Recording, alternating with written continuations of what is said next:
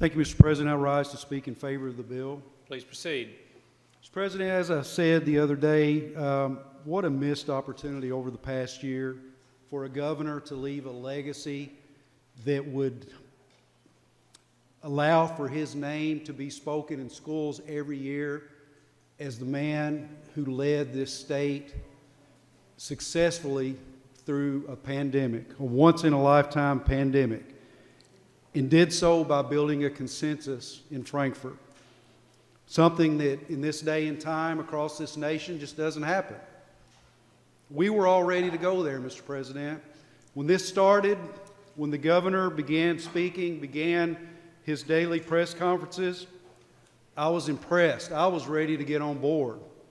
I was looking forward to battling this to the end, side by side with the governor. But Mr. President wasn't given that opportunity. And it wasn't long that, as I stated the other day, the frustration set in. And my constituents needed answers that I could not give them. And then the answers, or the questions, became demands because they were hurting. And it happened in so many different areas. To say that setting straight checks and balances in our system is not a good thing to do is just bizarre to me. It's what our system of government is built on. And when things get out of balance, it's up to this body to ensure that balance is restored. That's what this legislation does. Without question, the governor has demonstrated at its worst what can happen when that balance is out of order. When decisions can be made unilaterally that affect people and can destroy people's lives. And in this particular case, some of the decisions that have been made have in fact destroyed lives and continues to do so today, specifically due to businesses being treated arbitrarily, a direct violation of our Constitution when decisions are made arbitrarily by a governor, without question. Restaurants that are closing daily, child care centers, the business that I'm familiar with, that are still closing daily, ramifications that we will feel for years to come.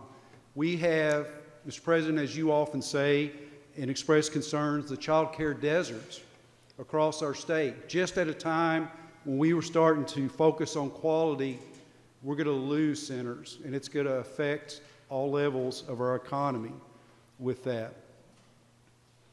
People had their rights violated through all of this, churches.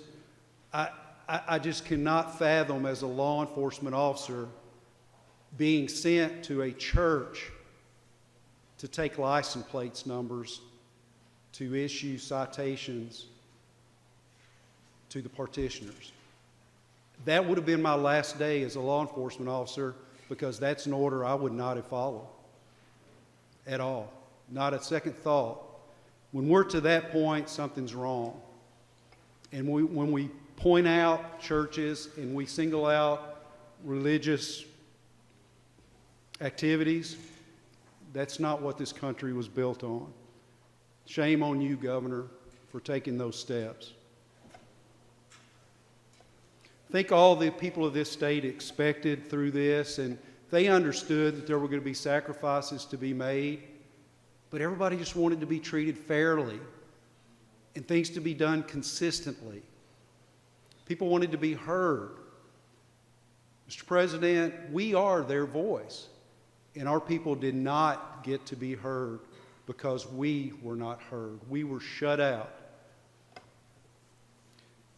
And I feel comfortable with this legislation because it will prevent what has happened over the last 10 months from happening again.